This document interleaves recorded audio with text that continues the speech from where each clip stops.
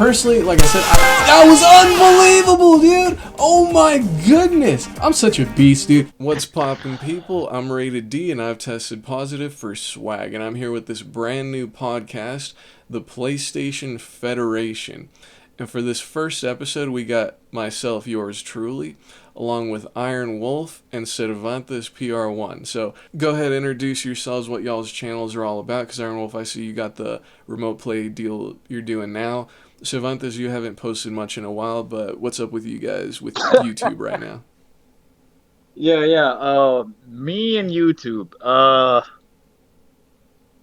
don't know, man. Like, I just don't. What can I say? Like, I used to really enjoy doing YouTube, but like now it's just like I don't know. I just don't find it as rewarding anymore. I don't know. Yeah, a lot of people have Maybe. faded off over the years, I've noticed. Yeah. If I do like come back per se, it'll probably be something like streaming related, like playing Street Fighter or something, because I do enjoy playing fighting games. That's kind of like as far as gaming is right now, my favorite thing like is just fighting games. That's what I like. So Yeah. I'm not saying I don't play anything else, but I don't know. It's just it's a little bit of a weird time in my life too, man. Like I'm just on the grind all the time. I'm building an empire, my personal life, So Yeah, I got you. So, Iron I Wolf, haven't how's been the eating. remote play stuff going? Yeah, as you know, I actually write for a website. I do upload videos occasionally on the remote play channel.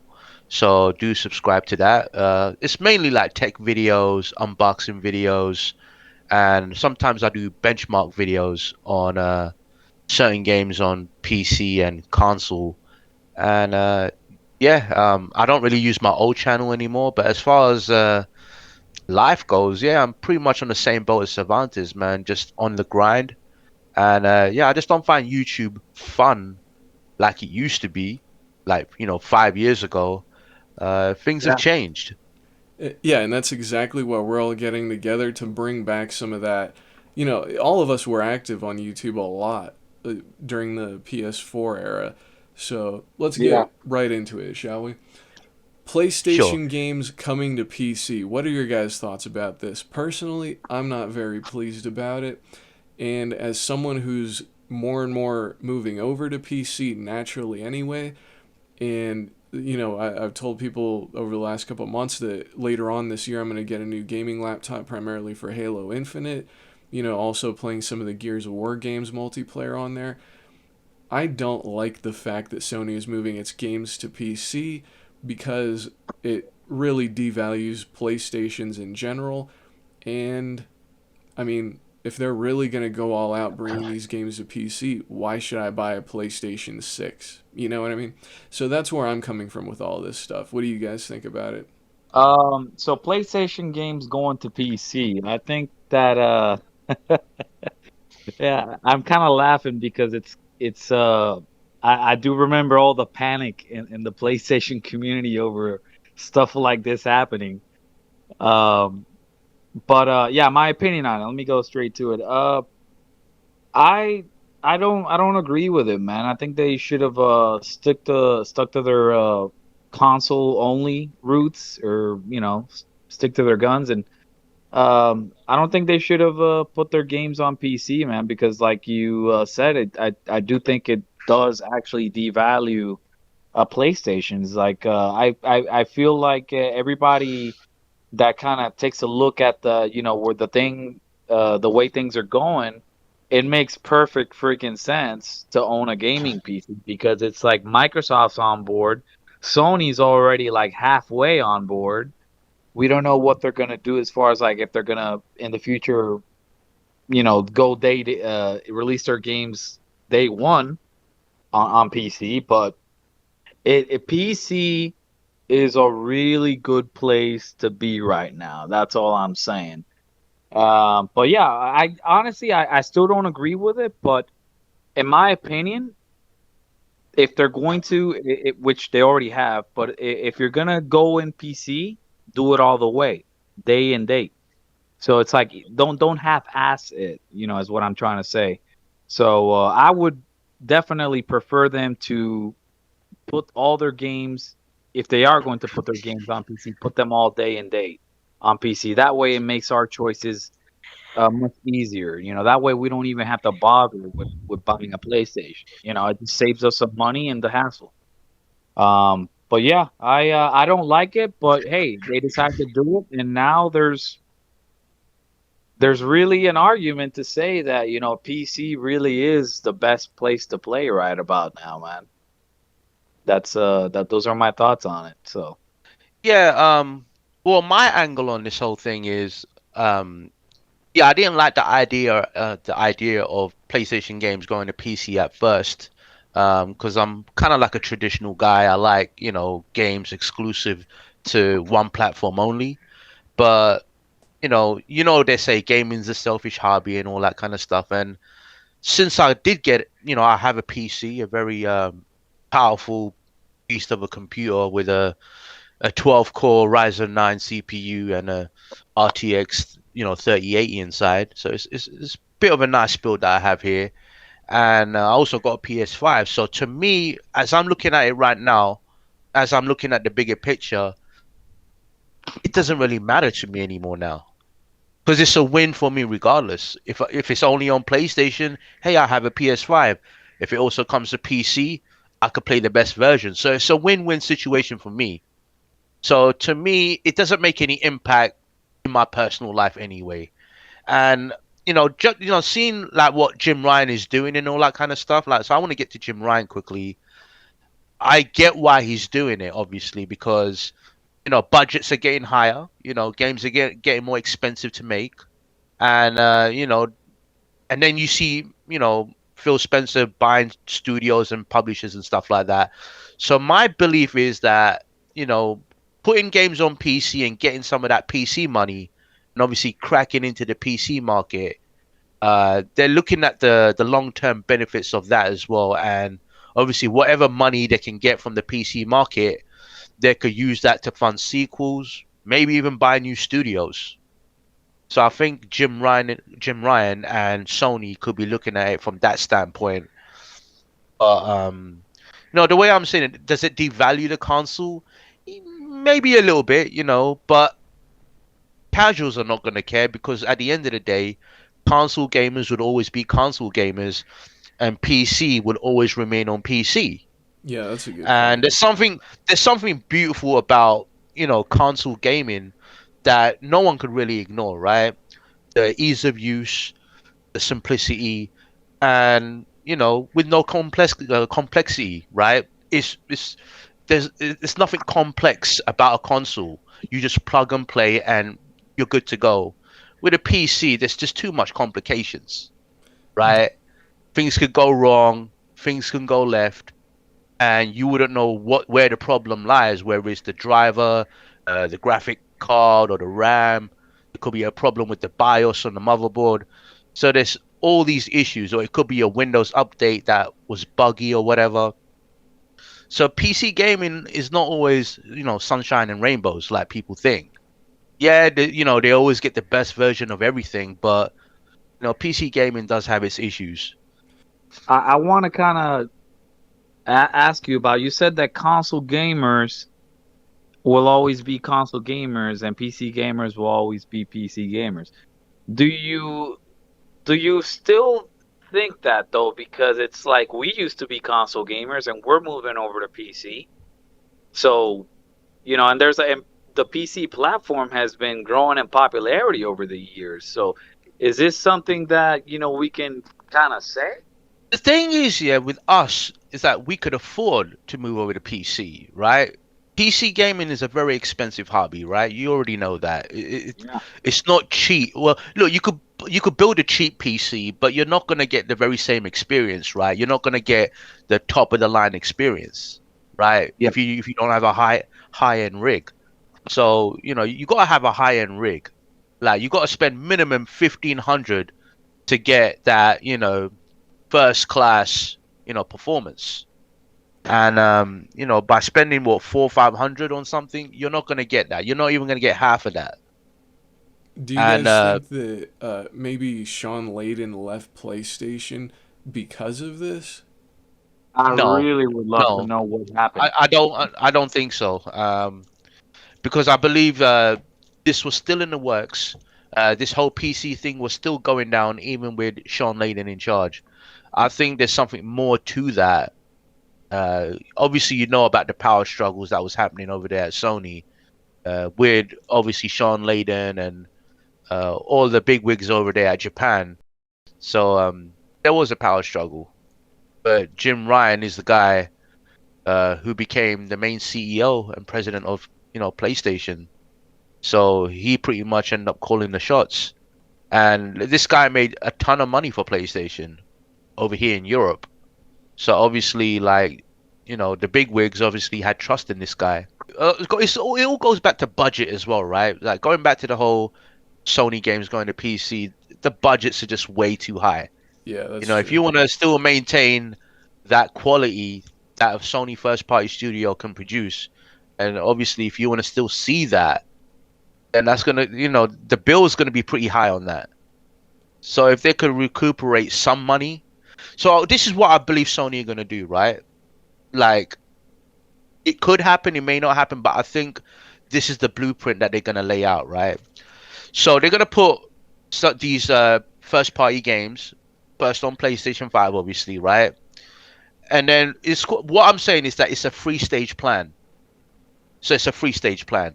So you put PlayStation games on the PlayStation 5, and then a year after that, you put it on PlayStation Now or whatever the name of that service is going to be, because I believe they're going to rebrand PlayStation Now in the future.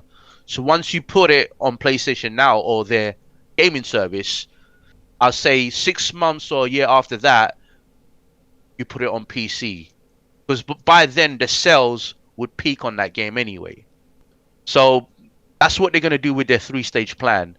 But before that, they're going to be putting all their, when they said they're going to put a slate of games on PC, I believe that's going to be the PlayStation 4 stuff, like, Bloodborne, Gravity Rush, the Uncharted collection, maybe Ghost of Tsushima or God of War. So they're going to put all that stuff first, but then when it comes to the PlayStation 5 stuff, I believe that would be like a year or a year and a half after that. So I So, think the first PlayStation 5 game that we will probably see will be Demon Souls. yeah, that makes sense. So, considering the fact that this is in many ways what Microsoft is already doing, what do you think about the Bethesda deal that Microsoft has just gone through with, where now their games are not just on PC, they're also on PlayStation? I mean, we saw that with Minecraft, but this is on a whole nother level. I mean, my goodness, you've got PlayStation exclusive Microsoft games now with stuff like Deathloop. Me personally, financially, this makes sense for them to buy Bethesda, but I'm not sure what's going to happen to Xbox going forward. Are they just going to have like PC type Xboxes, kind of like the Series X, where it's not really its own thing and you're kind of better off just getting a PC? What do you think the Bethesda deal means for Microsoft going forward, and how does that impact their strategy? Especially considering the fact that now they've got some of their own games on PlayStation exclusively. It's bizarre. Yeah, well, what I find bizarre and what I'm curious about mostly is it going to be sustainable for them in the long run? Because you just spent $7.5 billion, right? People could pick up Game Pass for like $1, right? Yeah.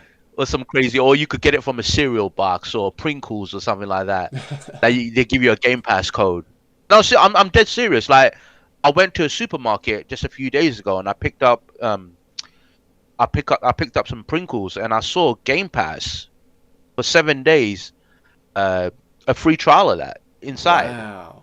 And I'm like, man, you could buy so many of these Pringles and that could probably cover your entire year. Yeah. Yeah. You know, it's just mind blowing what they're doing with Game Pass. They're really pushing this, and Jim Ryan. I know he was talking about having his own answer to Game Pass. I know we have the PlayStation Plus collection on PlayStation 5, and then we also have PlayStation Now, and then just the regular PlayStation Plus. So I don't know what he plans to do to integrate all of that in one, but it'll be interesting to see. But as far as Bethesda making all those games exclusive, I don't know if they're gonna make their money back so fast. And the fact that Phil Spencer wants to reach out to 3 billion gamers, um, the Xbox ain't really gonna cut it for that. I know they got xCloud and mobile and stuff like that, but how many people are really gaming on xCloud? Do you know anyone that's doing that? No. 'Cause I certainly don't. I really don't. And if I could see xCloud taking off, then yeah, 4 billion could be a realistic number. But you don't even have your app, even on iOS devices. You don't even have it there. You just have it on Android phones, and most people I know, prefer the iPhone. So if your thing ain't even on an iPhone, how are 4 billion gamers going to have access to your content? I'm just trying to. That's the thing that baffles me about Phil Spencer's original statement about 4 billion. Trying to reach out to 4 billion people. He's got a large mountain to climb, so to speak. So I don't. All I could say is good luck to him. But you do need that PlayStation crowd. You can't abandon PlayStation or Nintendo because these Bethesda games, have already established themselves, right? Well, Bethesda itself has already established themselves on PlayStation in a big way, and they got a fan base here. So eliminating that, it's gonna be, I don't know, man. It's gonna be a price to pay, and I don't know if people are gonna want to subscribe just to play Bethesda games. Cause look, if I were to subscribe to Game Pass, you could rest assured it wouldn't be for a Bethesda game. And I don't mean to take any shot at them or anything like that. I respect them as a publisher, but besides Doom, they haven't really made anything that I like. Yeah, and that's the thing with me. I don't think I own a single Bethesda game aside from I just got Rage 2 for free for PC on the Epic Game Store. Like, that's it. Yeah, that's what I'm saying. So, but the thing is, if they bought, let's just say, another publisher like Square Enix or Capcom or some big publisher, or if they bought EA, and that would have made a huge impact on me. But the fact that it's Bethesda, I can honestly live without Bethesda, honestly.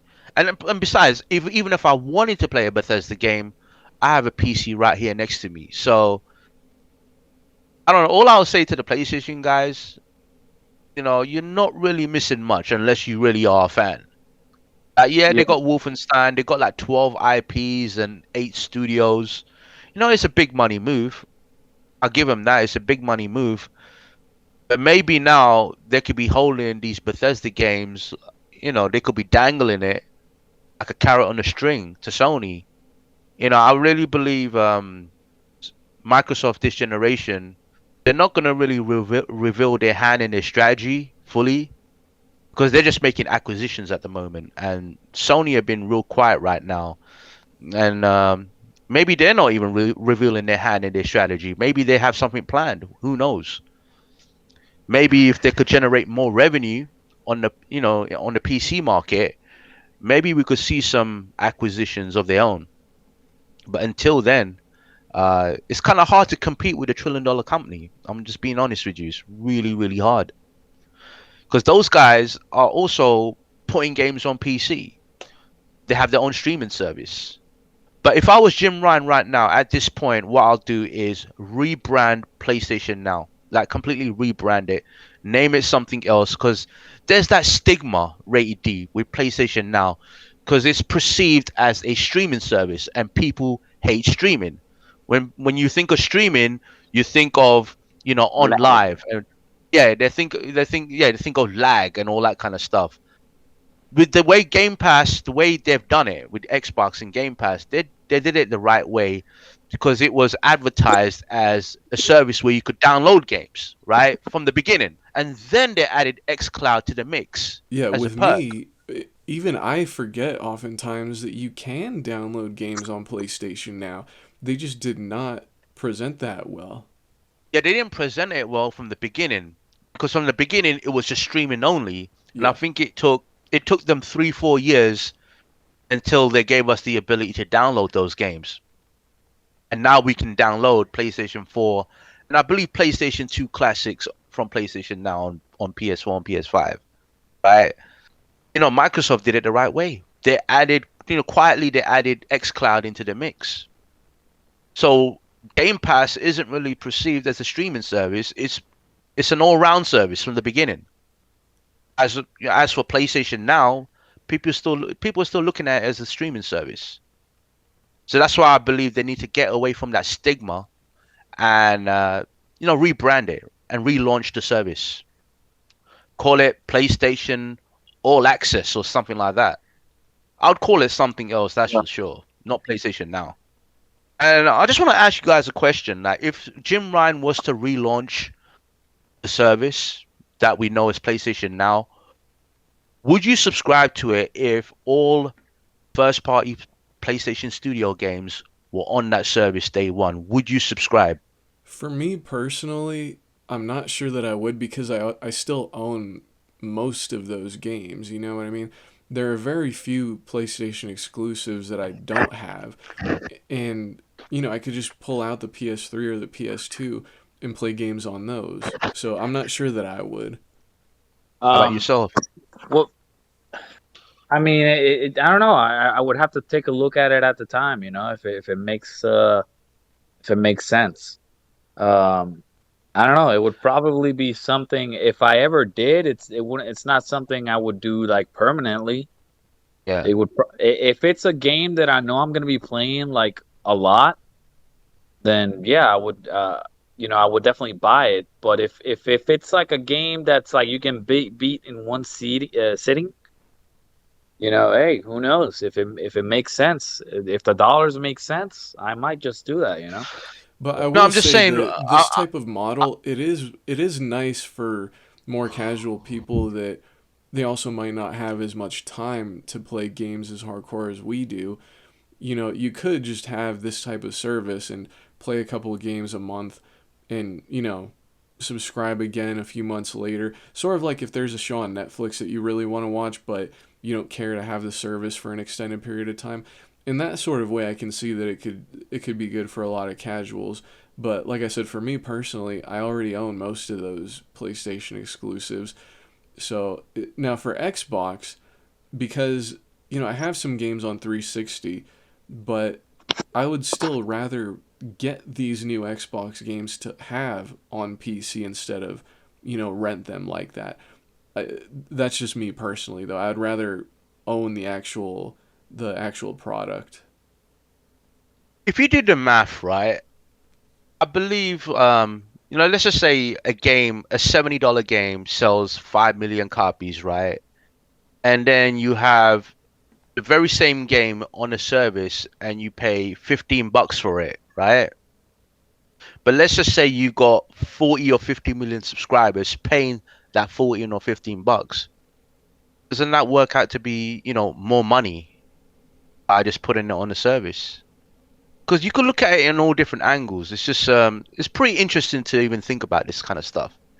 Yeah, I haven't sat down to look at that, but maybe. Yeah, but no, me personally, I would rather own the game. Like if it's something that I really want and I've been looking forward to, I would just buy it outright. Simple as that. And I don't buy every single game out there just for the sake of it being exclusive. I'm only going to buy things that I really want to play, though I personally enjoy. And so far, every Sony game that's come out this generation, I've actually personally enjoyed, and it's going to be interesting to see where they go with the PlayStation 5 catalog, whether they're going to go to PC straight away or maybe a year or two after that. But we all know that those PlayStation 4 games that we know and love, one by one, they're heading over there. And I wouldn't mind getting it on PC either. Like I look for, in fact, I'm gonna pre-order Days Gone on PC because I already own Horizon Zero Dawn on PC, and it looks absolutely phenomenal. It looks absolutely gorgeous. Like I was just mesmerized by just looking at the visuals, and cranking it all up to ultra 4K, 120, all that good stuff. And I'm just looking at this, I'm thinking, man, like, why can't the consoles do this kind of stuff? You know what I mean? Yeah. I was just mind blown. So if you could imagine like what they could do with Days Gone or Ghost of Tsushima, what PC features they could add to those games, it would be interesting. And I would definitely double dip. I would definitely do that. If Demon Souls came to PC, let's just say 2022, I'll definitely buy it. Something But only else. because Oh, sorry to cut you off. I was gonna say something that I just realized. A lot of these older games that they're putting on some of these subscription services, you can yeah, already play them emulated on PC. You know what I mean? So I just have a hard time understanding why, if you're already going to be able to get an emulated version of it, why would you get an extra version of it? You know what I mean? Unless, of course, they've added perks to it. I don't know. But like new graphical settings or whatever, right? Like yeah, yeah. DLSS or ray tracing or whatever. I know what you're saying. If you're talking about PS3 games, yeah, there's an emulator for PS3. They haven't really cracked PS4 like that, so there is no emulation for PS4 right now. I know there are cross-gen PS3 to PS4 games. Like you could play Persona 5 on PC right now through the PS3 emulator, but you cannot play, let's just say like a Killzone Shadowfall or Infamous Second Son, or you can't play the Last of Us 2 or Spider-Man or God of War. None of those games are playable on PC right now, but could that change in the future? Maybe. You could play all Switch games on PC right now through the Switch emulator.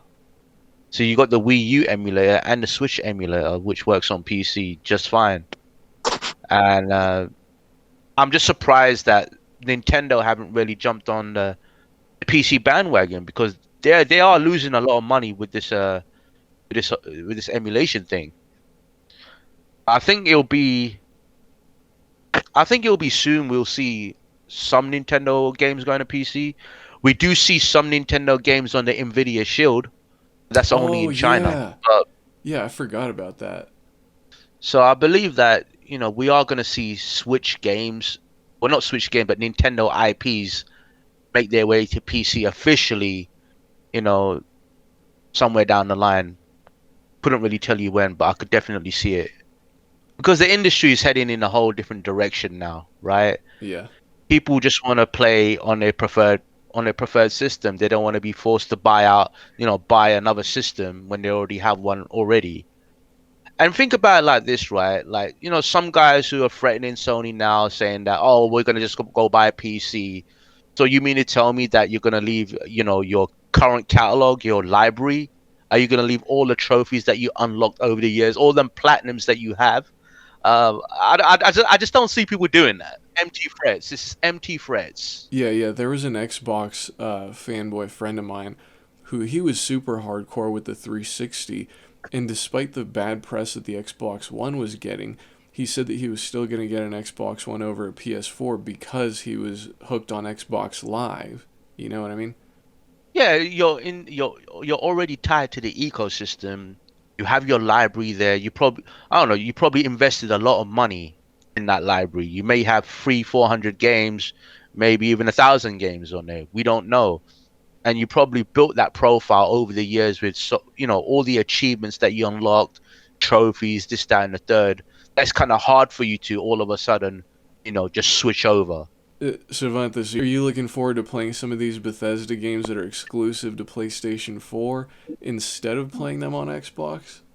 Or PlayStation 5, I mean. I generally don't even give a shit about Bethesda, to be honest. I think the acquisition was definitely a big move, though, because I do know that Bethesda has a lot of fans. Their biggest games are definitely Elder Scrolls and Fallout. definitely Fallout. Fallout. Me personally, I played Fallout 4. I thought it was all right. I didn't beat it or anything, but I did play it on my PC at the time. And I don't know. It's just Bethesda games really, they're not my thing because they're really into the first person shooter genre. That's what they love to do. But even Skyrim, Elder Scrolls, gameplay wise, I just think it's trash, to be honest. So Yeah. Hunters, could I just add to that what you just said, right? Yeah, yeah. I'm gonna be brutally honest with you. Like I believe like the quality of Bethesda games, with the exceptions of Doom, right, and id Software, when it comes down to Bethesda games like Elder Scrolls, Skyrim, Fallout, this, that, and the third, like the quality just isn't there. Like they literally rely on the PC community to mod their games to make it look better, to improve it. Because when they launch it, by default, these games just look like absolute trash. And I'm not even over exaggerating. I'm just being brutally honest.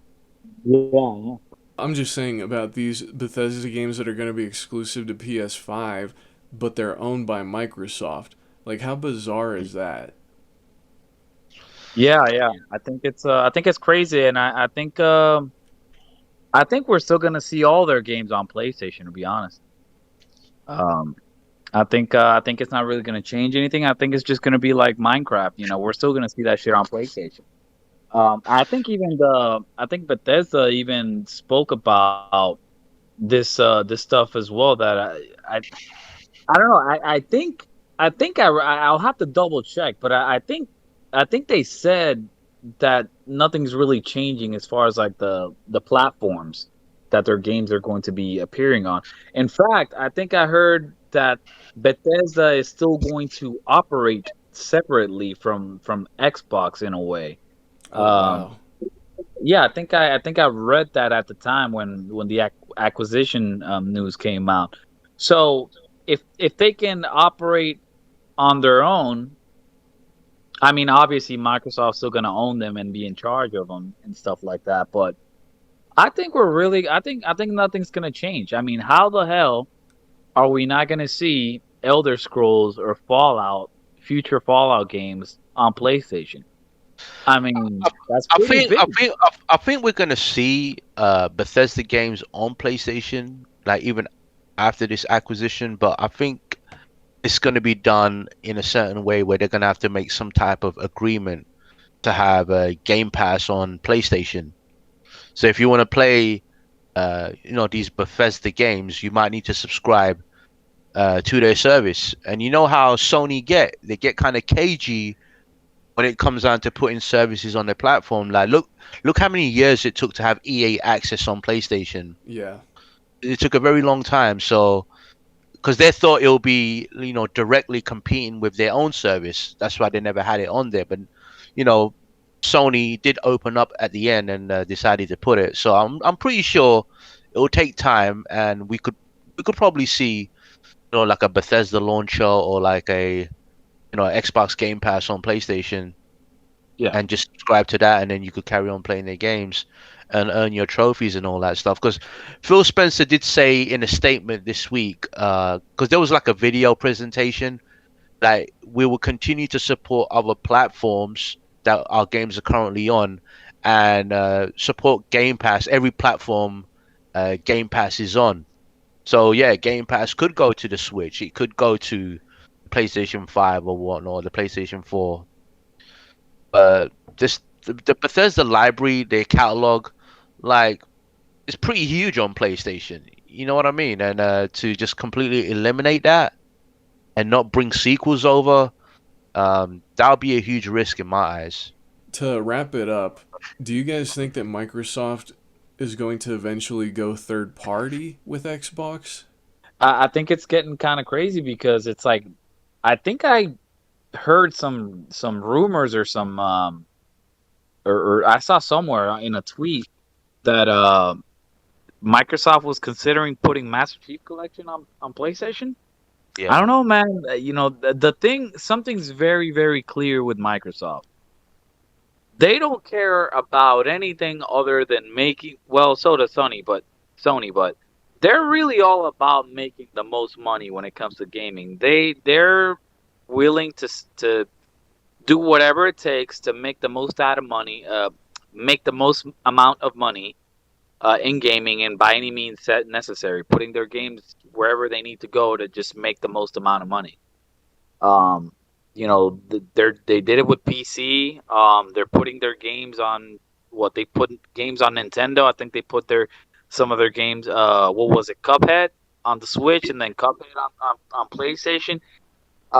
Rumors about the Master Chief Collection going to PlayStation. Like, I don't know, man. It's looking a little bit confusing. But one thing is for sure clear, that they just, by any means necessary, they just want to make the most amount of money regarding gaming, uh, whether that Well, is putting games there anywhere. So yeah, yeah, that's I pretty much see it the same way you do, Cervantes. I think we live in a platform agnostic future where it won't even matter no more. Like, the main console, whether it's a PlayStation or an Xbox, when it comes down to first party output from both of these companies, they're gonna treat their own platforms as the premier platform, right? That yeah. will get the red carpet treatment. And then, like, sometime after that, when sales peak and when sales die out, then they'll do whatever they can to continue the revenue stream. And that's why it goes back to the three-stage plan that I was always saying. They'll put it on PC, they'll put it on the service, and then on PC, and then they could put it on, phones or whatever through a streaming service. So PlayStation need their own alternative, or they need an answer to xCloud. Like, they need their very own xCloud, so I could play, PlayStation games on my phone or tablet, and not just through remote play. I mean, like, literally, I could be on a train, I could be on a long ride going somewhere. Maybe I might want to pull out my phone and just play some PlayStation games. See, personally, what I think Xbox is doing is it's trying to become a lifestyle. And we saw with the Xbox branded body wash that they had a couple of years ago that they're heading in that direction. And I think what we really need to do is ask General MLD and Colt Eastwood what it's really like to shower with Phil Spencer, because clearly they're the people testing these products. So I think that wraps up this first episode of the PlayStation Federation podcast. Guys, go ahead, give y'all's outros. Yeah, yeah. Appreciate you having me on. It's been a great show. Interesting topics, and yeah. Do subscribe. Do follow me on Twitter, Remote Play Ronin, and do subscribe to my new channel, which is Remote Play ENT, not my old channel, which is Iron Wolf. And yeah, I do reviews, write reviews, do a lot of tech videos, and yeah, you could follow me on Twitter and all that good stuff. And yeah, do want to thank both of you being here as well with me. So yeah, guys. Name Cervantes.